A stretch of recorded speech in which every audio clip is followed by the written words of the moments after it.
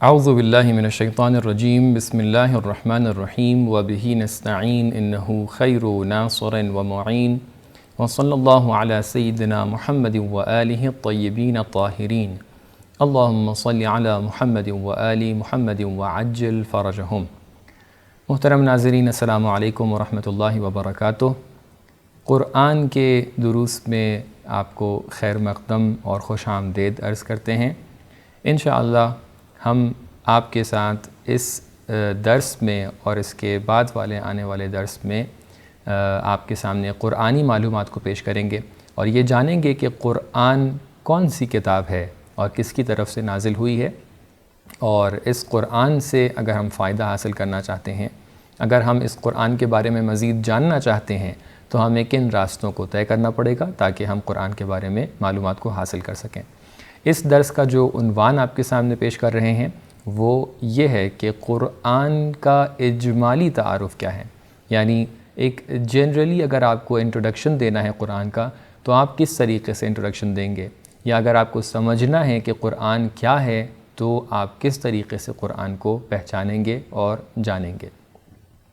اس سے پہلے کہ میں اس ٹاپک کے اوپر کوئی گفتگو کروں، تمہیداً آپ کے سامنے یہ عرض کر دینا بہتر سمجھتا ہوں کہ انسان کسی بھی کتاب کی سمت جب جاتا ہے تو اس کتاب کے بارے میں جان کر اگر اس کتاب کو پڑھتا ہے تو اس کے لیے بہت ہی فائدہ مند ہوتا ہے، لیکن اگر وہ اس کتاب کے بارے میں نہ جانے کہ یہ کتاب کس چیز کے بارے میں بتا رہی ہے، کیسے لکھی گئی ہے، کس کے تھرو لکھی گئی ہے، تو ہو سکتا ہے کہ انسان اس کتاب کو مکمل پڑھ بھی لے لیکن مقصد کو نہ سمجھ پائے۔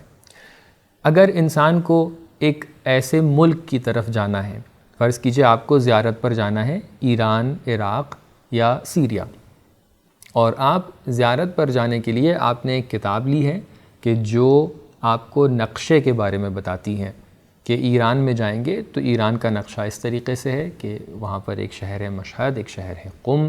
اگر عراق جائیں گے تو وہاں کا ایک الگ نقشہ ہے، وہاں پر ایک نجف کا شہر ہے، ایک کربلا کا شہر ہے، وغیرہ وغیرہ۔ تو اگر آپ کو معلوم ہو کہ کس کتاب کو، فرض کیجئے کہ کتاب کے لکھنے والے متعدد ہیں، ایک کتاب ایسی ہے کہ جس کو ایک شخص نے کہ جس کو جغرافیہ کے بارے میں، جغرافی کے بارے میں بالکل بھی علم نہیں ہے، اس نے آ کر ایران کے مختلف نقشوں کو بنا کر آپ کے سامنے لکھا ہے۔ لیکن دوسری طرف سے ایک ایسی کتاب ہے کہ اس کو ایک ایسے شخص نے لکھا ہے کہ جو جغرافی میں پی ایچ ڈی کر چکا ہے، تو یقیناً اگر آپ کو پہلے سے پتہ ہوگا کہ کتاب کا آتھر کون ہے تو آپ پی ایچ ڈی والے کی سمجھ جائیں گے، نہ کہ جس کے پاس کوئی علم نہیں ہے۔ فرض کیجئے ایک کتاب وہ ہے کہ جو آپ کی زبان میں لکھی گئی ہے، اور ایک کتاب وہ ہے کہ جو کسی اور زبان میں ہے کہ جس کے بارے میں آپ کو علم نہیں ہے، تو ظاہر سی بات ہے آپ وہ کتاب خریدیں گے جس کو آپ سمجھ سکتے ہیں۔ اگر آپ نے جا کر ایک ایسی کتاب خرید لی کہ جو چائنیز لینگویج میں ہے، جو جاپانیز لینگویج میں ہے، جو کسی اور زبان میں ہے کہ جس کو آپ نہیں سمجھ سکتے ہیں، تو ظاہر سی بات ہے اس کو خریدنے کے بعد آپ طاقچوں پہ رکھ سکتے ہیں لیکن اس کو سمجھ نہیں سکتے ہیں۔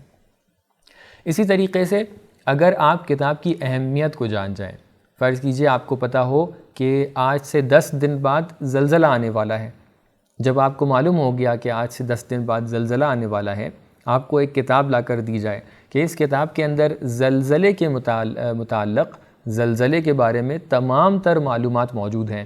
اگر زلزلہ آ گیا تو آپ کہاں پر چھپیں، اگر زلزلہ آ گیا تو آپ کہاں پر جا کر بیٹھیں، اگر زلزلہ آ گیا تو گھر کے اندر رہیں یا گھر کے باہر جائیں، اگر زلزلے میں گھر کے اندر ہیں تو آپ دیواروں کے پاس کھڑے ہوں یا چھت کے بالکل بیچوں بیچ میں کھڑے ہوں، پوری معلومات اس کے اندر لکھی ہوئی ہیں۔ تو جب آپ کو معلوم ہو جائے گا کہ 10 دن بعد زلزلہ آنے والا ہے اور اس کتاب کے اندر پوری معلومات ہیں، تو آپ بالکل فوراً کے فوراً اس کتاب کو پڑھنا شروع کر دیں گے۔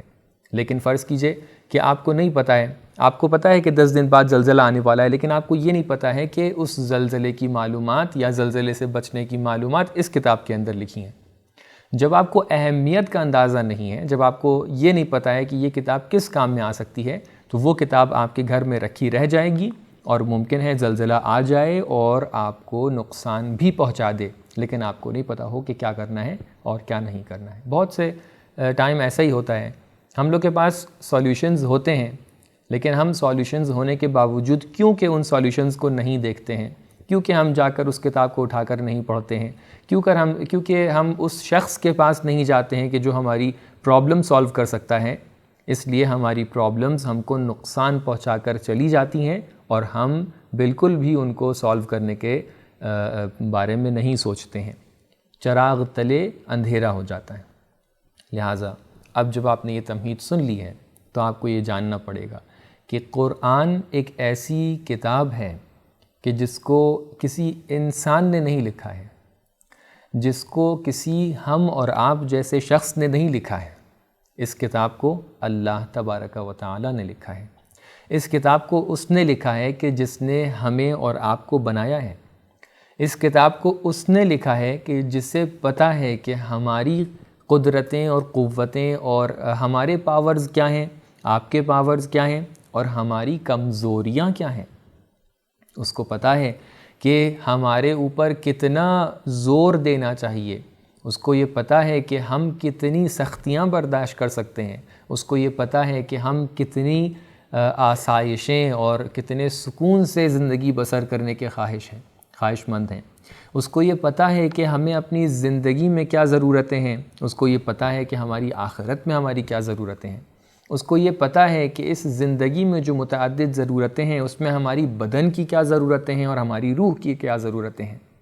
اس کو یہ پتہ ہے کہ بدن اور روح کا آپس میں کیا تعلق ہے۔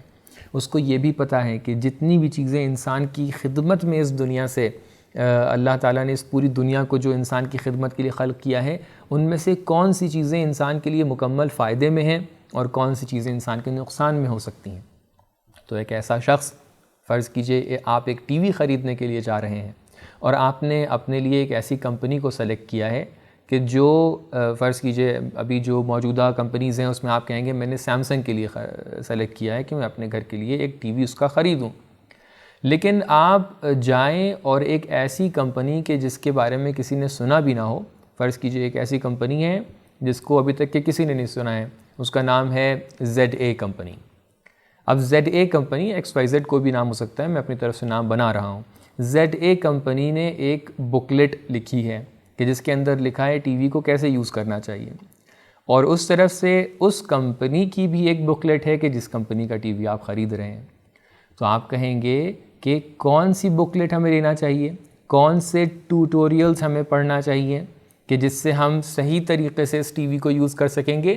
یقیناً جس نے اس ٹی وی کو بنایا ہے، جس نے اس ٹی وی کے اندرونی حصوں کو دیکھا ہے، جس نے اس ٹی وی کی مضبوطیوں کو اور کمزوریوں کو دیکھا ہے، وہ بخوبی جانتا ہے کہ اس کو کیسے اٹھانا ہے، کیسے رکھنا ہے، اس کو کیسے یوز کرنا ہے، کیسے یوز نہیں کرنا ہے، اس کو کب چلانا ہے، کب بند کرنا ہے۔ لیکن ایک شخص جو اس سے بالکل بھی واقف نہیں ہے، یقیناً وہ اگر آ کر اس ٹی وی کے بارے میں آپ کو ڈسکرپشنز دے گا تو اس کے ڈسکرپشنز اور پرسکرپشنز دونوں کے دونوں غلط ہو سکتے ہیں۔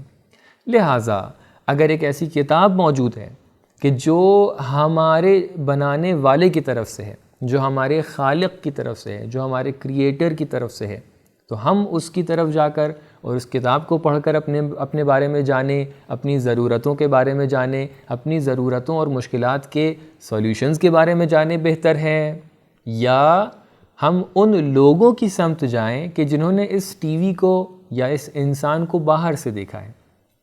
اگر میں آ کر یہ بتاؤں کہ آپ کی ضرورتیں کیا ہیں، آپ آ کر یہ بتائیں کہ میری ضرورتیں کیا ہیں، تو ہم نے ایک دوسرے کو باہر سے دیکھا ہے۔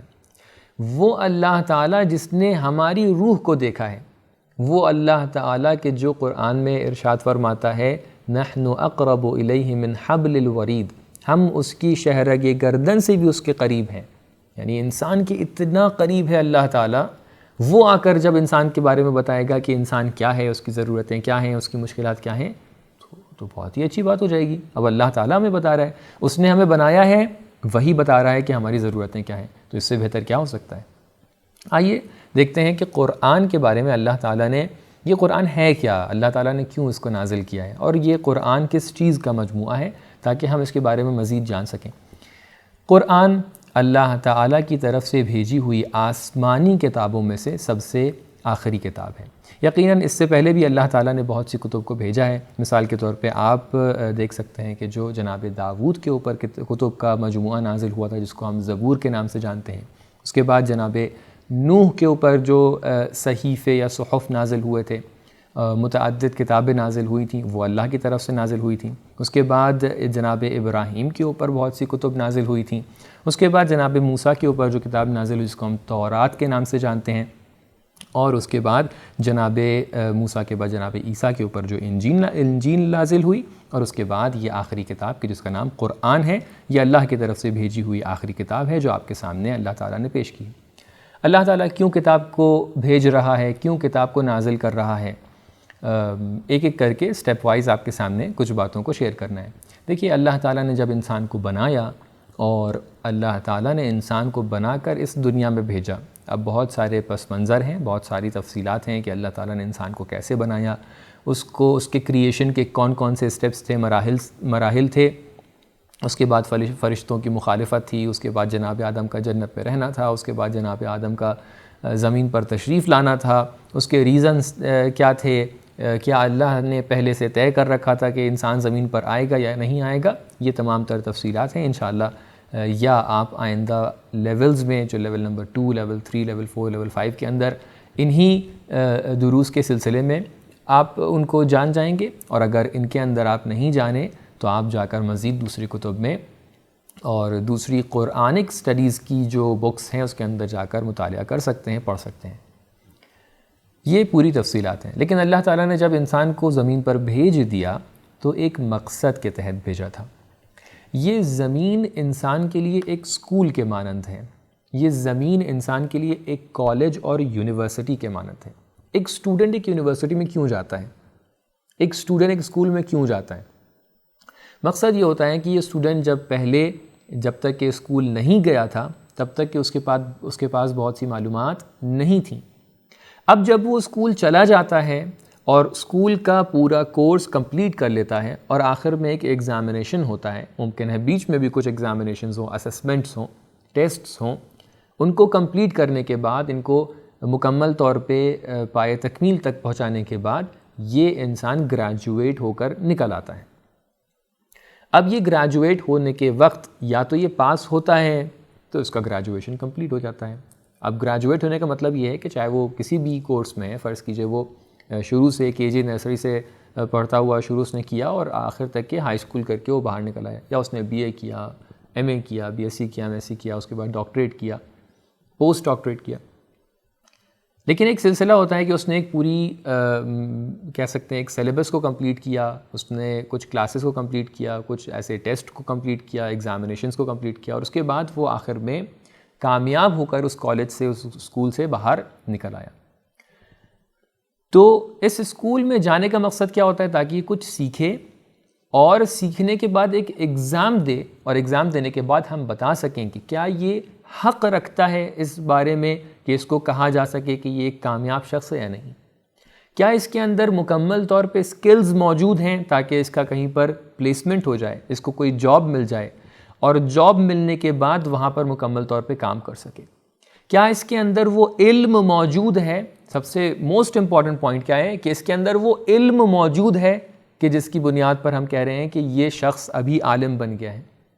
کیا یہ ڈاکٹر جو اپنی ڈاکٹری اور میڈیکل سائنسز کی پوری سیر اور پوری جرنی کو کمپلیٹ کر کے نکل رہا ہے باہر، اس کے اندر اتنی سکلز موجود ہیں کہ یہ مکمل طور پہ جو بیمار لوگ ہوتے ہیں ان کو ٹریٹمنٹ ان کا کر سکے، ان کو صحیح کر سکے، ان کی سرجریز کر سکے، ان کی مشکلات کو دور کر سکے؟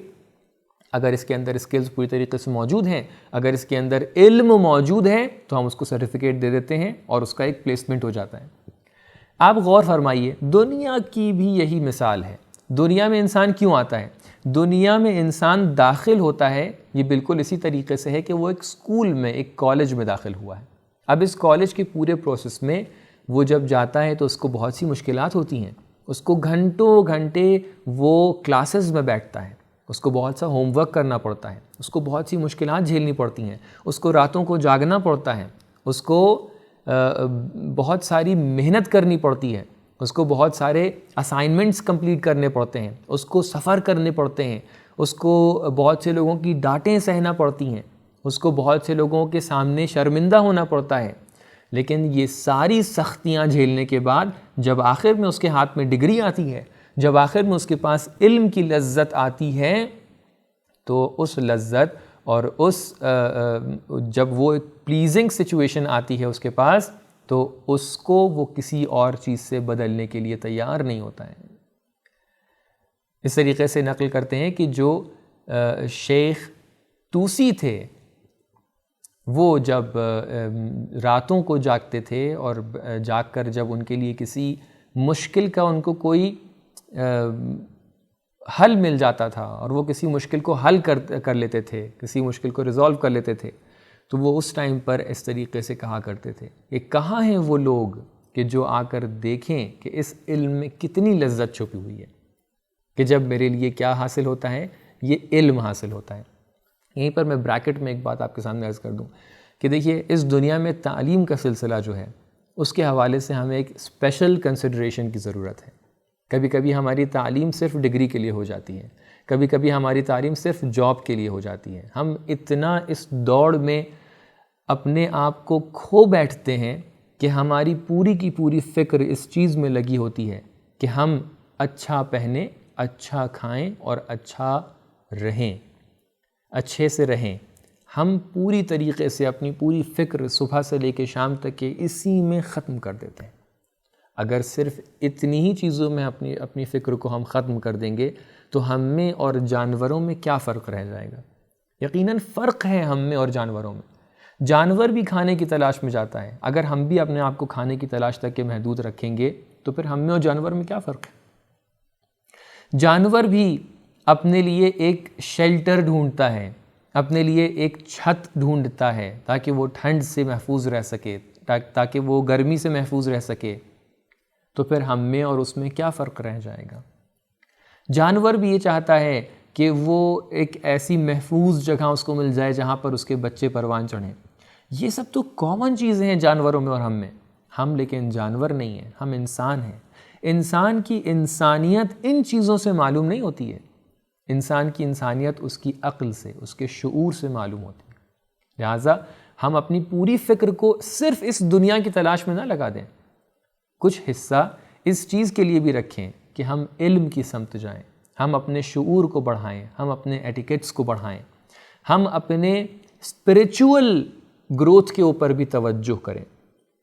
لہٰذا آج کل کی جو تعلیمی نظام ہے، آج کل جو ہم یہ اسٹڈی اور ایجوکیشنل جو سسٹم ہے ہمارا، اس کے اندر صرف ڈگری حاصل کرنے کے چکر میں نہ رہیں، بلکہ کبھی کبھی ہمارا مقصد یہ رہے کہ نہیں، ہم علم تک کے پہنچیں. اور جب علم تک کے پہنچنا ہمارا مقصد ہوگا تو انشاءاللہ ہمیں بہت سی کامیابیاں نصیب ہوں گی، اس کے ضمن میں ڈگریز بھی آ جائیں گی. اب یہیں پر میں اس بارے میں اپنا بریکٹ بند کرتا ہوں. انشاءاللہ کسی اور موقع پہ اس کے حوالے سے بھی آپ کے سامنے آرائز پیش کریں گے. تو اللہ تعالیٰ نے جب اس دنیا میں انسان کو بھیجا تو ایک اسکول کی طرح ہے. اب اس اسکول کے اندر ایک سیلیبس ہونا چاہیے، کچھ گائیڈنس ہونا چاہیے. تو اللہ تعالیٰ نے دو طریقے کی گائیڈنس رکھی. کچھ ٹیچرز کو بھیجا کہ جن کو آپ انبیاء اور ائمہ طاہرین علیہ السلام کا عنوان دے سکتے ہیں. یہ کچھ ٹیچرز ہیں.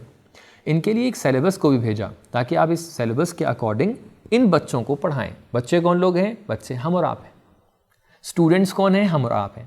وہ سیلیبس ہے اللہ تعالیٰ کی طرف سے بھیجی ہوئی کتاب جس کا نام ہے قرآن. یہ قرآن اللہ تعالیٰ نے، کہ جو قرآن تمام دوسری کتب کی بنسبت بہترین کتابوں میں شامل ہے، اس کے الفاظ اور اس کے معنی اللہ تعالیٰ کی طرف سے معین شدہ نازل ہوئے ہیں. کب یہ نازل ہوئی؟ جب پیغمبر اکرم صلی اللہ علیہ وآلہ وسلم اپنی 40 سال کی عمر میں تھے اور آپ غار حرا جایا کرتے تھے اور وہاں پر عبادت میں مصروف ہوا کرتے تھے. تو وہاں پر غار حرا مکے کے اندر ایک پہاڑ ہے، اس کا نام ہے کوہ نور. اس کے اندر غار حرا موجود ہے. جب آپ وہاں پر تھے تو وہاں پر جناب جبرائیل کے ذریعے سے اللہ تعالیٰ نے وحی نازل کی، اور اس وحی کے ضمن میں اللہ تعالیٰ نے اس کتاب کو مکمل طور پہ نازل کیا. یہ وحی کتاب کی صورت میں ہوئی کیونکہ اللہ تعالیٰ نے متعدد مقامات پہ کتاب کا لفظ استعمال کیا ہے قرآن کے لیے. لہٰذا یہ concept from the very beginning of Islam, from the very beginning of revelation, یہ کانسیپٹ کلیئر تھا کہ پیغمبر اکرم کے اوپر کتاب نازل ہو رہی ہے، لہٰذا پیغمبر کو بھی پتہ تھا، اور جو آپ کے سامنے آپ کے اصحاب تھے اور آپ کے رشتہ دار تھے، سب لوگ کو یہ مکمل طور پہ اس کا کانسیپٹ کلیئر تھا کہ ایک کتاب ہے کہ جس کو ایک گریجولی طریقے سے پیغمبر کے اوپر نازل کیا جا رہا ہے۔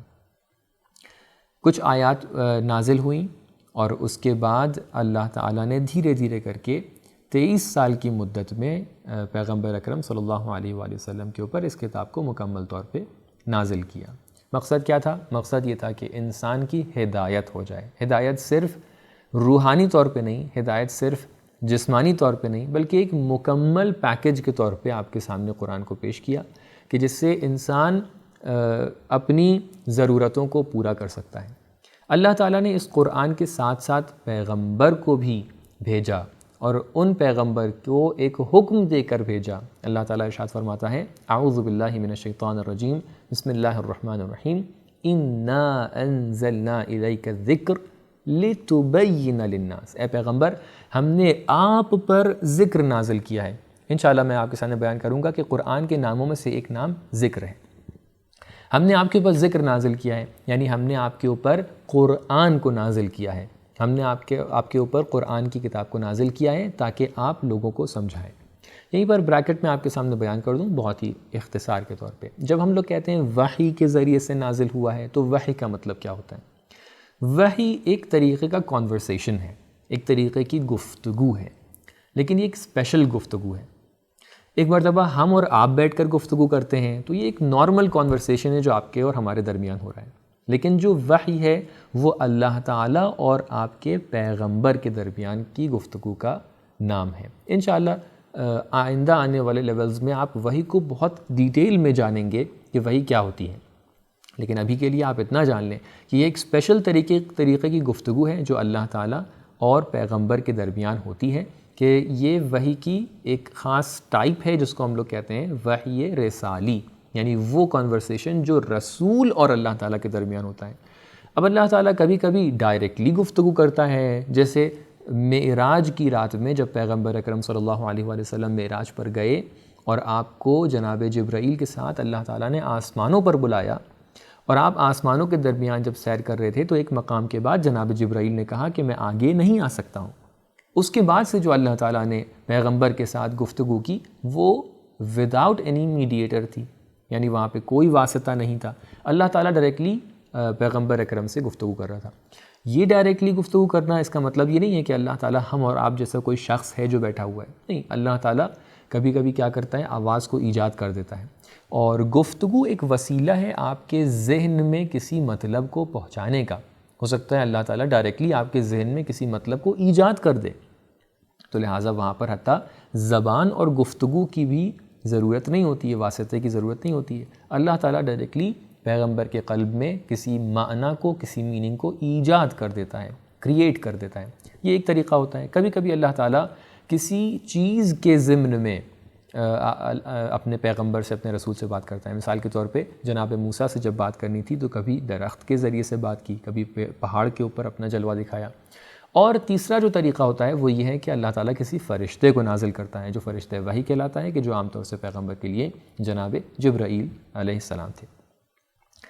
لہٰذا وحی کا کنسیپٹ ہمارے لیے ایک بہت ہی اجمالی طور پہ کلیئر ہو گیا کہ وحی کیا ہوتا ہے۔ ایک اسپیشل کنورسیشن ہے کہ جو اللہ تعالیٰ اور پیغمبر اکرم صلی اللہ علیہ وآلہ وسلم کے درمیان ہوتا ہے۔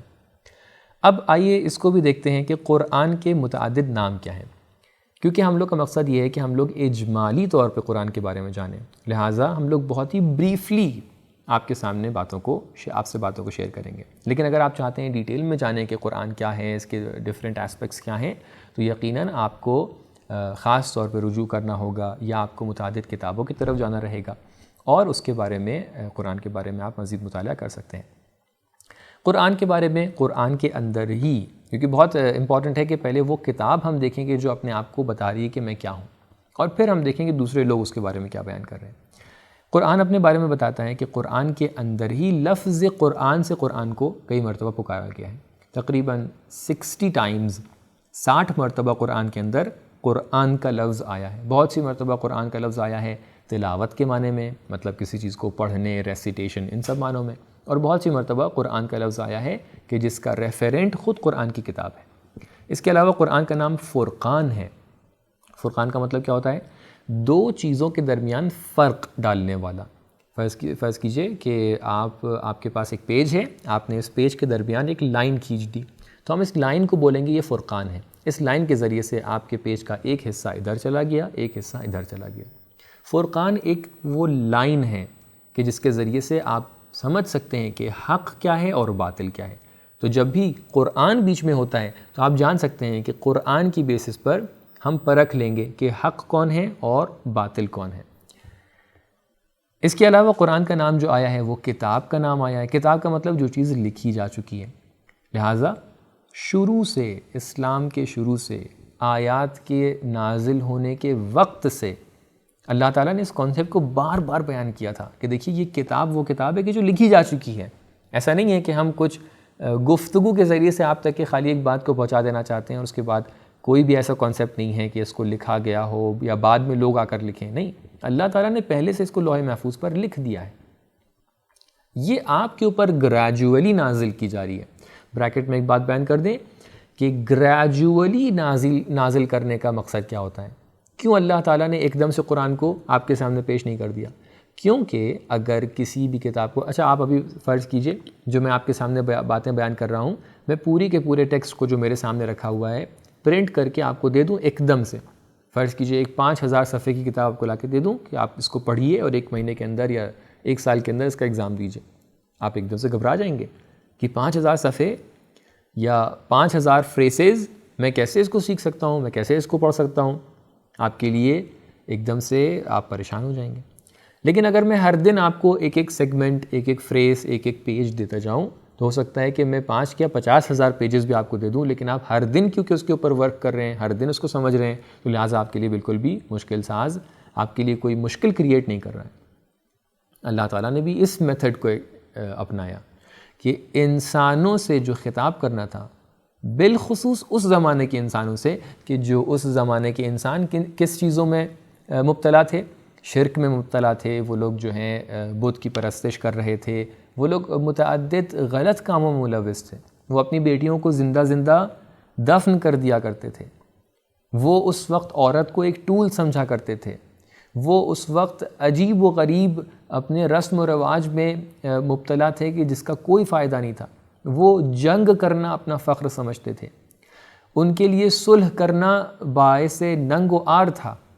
تو ایسے لوگوں کے درمیان اللہ تعالیٰ کیسے ایک دم سے اپنی کتاب کو پیش کر سکتا تھا؟ اللہ تعالیٰ نے ایک ایک آیت کر کے دھیرے دھیرے ان کے سامنے کانسیپٹ پیش کیے کہ دیکھو پہلے یہ کانسیپٹ سمجھو، پھر یہ کانسیپٹ سمجھو، پھر یہ آیت سمجھو، پھر یہ بات سمجھو، تاکہ مکمل طور پہ جو گفتگو کرنی ہے وہ ایک دم سے نہ آ جائے۔ اور اسی لیے آپ دیکھتے ہیں کہ اسلام کے شروعات میں بہت سارے ایسے احکام ہیں کہ جن کو دھیرے دھیرے حرام کیا گیا ہے، دھیرے دھیرے جائز کیا گیا ہے۔ یہ بریکٹ یہیں پر بند ہوتا ہے کہ اس کا گریجول ریویلیشن کے بھی اپنے خاص مقاصد ہیں، یہ جو انشاءاللہ کسی اور لیول میں آپ کے سامنے بیان کیے جائیں گے۔ اور آخری نام جو قرآن کا یہاں پر آپ کے سامنے بیان کرنا ہے، حالانکہ دوسرے نام بھی ہیں، وہ ہے ذکر، کہ قرآن کو ذکر کے نام سے بھی پہچانا گیا ہے، جیسا کہ میں نے آپ کے سامنے آیت کی تلاوت کی تھی۔ اس کے ساتھ ساتھ میں کچھ ایسی صفت بھی آپ کو بیان کرنا چاہتا ہوں کہ قرآن کے اندر قرآن کے بارے میں کچھ صفات بھی بیان کی گئی ہیں۔ قرآن کے لیے کہا گیا ہے کہ یہ احسن الحدیث ہے، یعنی بہترین بات ہے۔ اس کے لیے کہا گیا ہے کہ بشیر اور بشرا ہے، یعنی جو خوشخبری ہوتی ہے یہ آپ کے لیے خوشخبری ہے، کتنی نعمتیں آپ کو آ کر بتا رہی ہے، کتنے سولوشنز آپ کو آ کے بتا رہی ہے۔ قرآن کی کتاب آپ کے سامنے حکیم ہے، حکمت اور وسڈم کی بات کرتی ہے، رحمت ہے، شفا ہے ہم لوگ کے لیے۔ جس طریقے سے ہمارے جسم کی بیماریاں ہوتی ہیں اسی طریقے سے روح کی بیماریاں ہوتی ہیں، روح کی بیماری کی جو شفا ہے وہ قرآن ہے، قرآن سے آ کر نسخہ مانگیے۔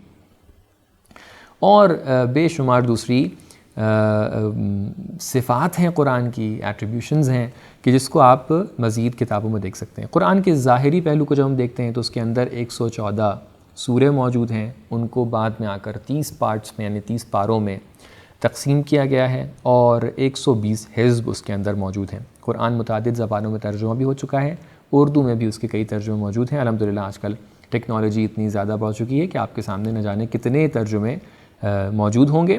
اس میں سے مثال کے طور پہ فرض کیجئے فرمان علی صاحب کا ترجمہ یا علامہ جوادی کا ترجمہ بہت زیادہ مشہور ہے۔ قرآن کے متعدد سائنسز ہیں، علوم قرآن کہلاتے ہیں کچھ چیزیں، تفسیر ہے، اور دوسری سائنسز قرآن کے ضمن میں ہیں۔ ابھی اس وقت بہت سے لوگوں نے قرآن سے ایسی سٹڈیز کو ڈیرائیو کیا ہے، نکالا ہے کہ جو ظاہری طور پہ پہلے موجود نہیں تھیں، ان سے بھی استفادہ کیا جا سکتا ہے۔ اور اس کے علاوہ قرآن سے اللہ تعالیٰ نے قرآن کو نازل کرنے سے کچھ مقصد اپنے ضمن رکھے تھے۔ میں آپ کے سامنے ان مقصدوں کو بیان کر کے اپنی گفتگو کو یہیں پر ختم کرتا ہوں۔ اللہ تعالیٰ نے قرآن کو نازل کرنے سے کچھ عقیدتی مقصد رکھے تھے کہ انسان کے سامنے جب یہ قرآن پیش کیا جائے تو وہ اپنے عقیدے کو سنوار لے۔ مثال کے طور پر اللہ تعالیٰ نے یہ مقصد لیا تھا کہ حق اور باطل کی پہچان ہو جائے عقیدے کے لیول کے اوپر، یعنی انسان حق کو پہچان لے، انسان باطل کو پہچان لے۔ اللہ تعالیٰ نے یہ بھی مقصد لیا تھا کہ جب قرآن کو نازل کیا جا رہا ہے تو انسان قرآن کے بارے میں سوچے، اپنی زندگی کے بارے میں آ کے سوچے، اللہ کی مخلوقات کے بارے میں آ کے سوچے۔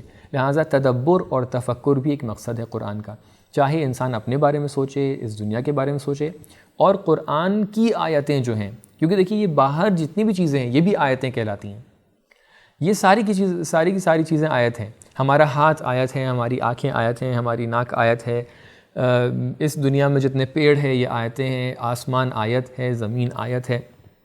آیت کا مطلب کیا ہوتا ہے؟ آیت کا مطلب ہوتا ہے نشانی۔ نشانی کا مطلب کیا ہوتا ہے؟ جو چیز آپ کو کسی اور چیز تک کے پہنچائے۔ یہ ساری کی ساری چیزیں انڈیکیشنز ہیں، نشانیاں ہیں۔ یہ ساری کی ساری چیزیں آپ کو کہاں پر لے کے جاتی ہیں؟ اللہ تک کے لے کے جاتی ہیں۔ لہٰذا کچھ نشانیاں ہیں کہ جو اللہ تعالیٰ نے لکھ کے بھیجی ہیں، اور کچھ نشانیاں ہیں جو اللہ تعالیٰ نے ایجاد کر دی ہیں، کریٹ کر دی ہیں۔ لہٰذا ہم جس طرف بھی دیکھیں گے ہمیں اللہ تعالیٰ کی نشانیاں دکھائی پڑیں گی۔ فَأَيْنَمَا تُوَلُّوا فَثَمَّ وَجْهُ اللَّهِ، جہاں پر بھی دیکھیں گے وہاں پر آپ کو کیا؟ اللہ تعالیٰ کا چہرہ نظر آئے گا۔ تو لہٰذا ہم ہر چیز کو جب دیکھیں تو اس کے اندر اگر غور کریں گے تو ہم کہاں تک کے پہنچیں گے؟ اللہ تعالیٰ تک کے پہنچیں گے۔ جب ہم دیکھیں گے کہ ایک درخت وجود میں آیا ہے، جب ہماری ایک پینٹنگ اپنے آپ سے وجود میں نہیں آ سکتی ہے، جب یہ ڈیوائس اپنے آپ سے وجود میں نہیں آ سکتا ہے، تو یہ پیڑ اپنے آپ سے کیسے وجود میں آیا ہے؟ اس کا کوئی بنانے والا ہے، اور وہ بنانے والا اللہ تعالیٰ ہے۔ تو لہٰذا ہر چیز کو دیکھتے ہی انسان اللہ تعالیٰ تک کے پہنچ سکتا ہے۔ اس کے بعد کچھ عملی مقاصد ہیں، اللہ تعالیٰ نے بھیجا ہے، کچھ گولز ہیں کہ آپ عمل میں بھی قرآن کے اوپر عمل کریں، آپ نور اور ظلمت کے درمیان فرق کر کے نور کو سیلیکٹ کریں۔ اللہ تعالیٰ نے انبیاء اور ائمہ جیسے نور ہمارے لیے بھیجے ہیں، اہل بیت علیہ السلام جیسے نور ہمارے لیے بھیجے ہیں۔ بہت بہترین ذریعہ ہے کہ ہم قرآن کے ذریعے سے ان انوار کو پہچانیں اور ان کی تبعیت کریں۔ اللہ تعالیٰ نے قرآن کو بھیجا ہے تاکہ مؤمنوں کی نصرت ہو سکے، جہاں پر مؤمن اپنے آپ کو لاچار اور بےکس محسوس کریں، وہ آ کر قرآن سے مدد لیں اور قرآن پڑھیں، اللہ تعالیٰ سے گفتگو کریں، اور اس گفتگو کے نتیجے میں اللہ تعالیٰ ان کو نصرت عطا کرے گا اور ان کی مدد کرے گا۔ اللہ تعالیٰ ارشاد فرماتا ہے کہ قُلْ نَزَّلَهُ رُوحُ الْقُدُسُ مِنْ رَبِّكَ بِالْحَقِّ لِيُثَبِّتَ الَّذِينَ آمَنُوا وَهُدًى وَبُشْرَى لِلْمُسْلِمِينَ۔ سورہ نحل کی آیت نمبر 102 کے اندر اللہ تعالیٰ فرماتا ہے کہ اس قرآن کے ذریعے سے تثبیت کرتا ہے، مدد کرتا ہے کس کی؟ مؤمنین اور مسلمین کی۔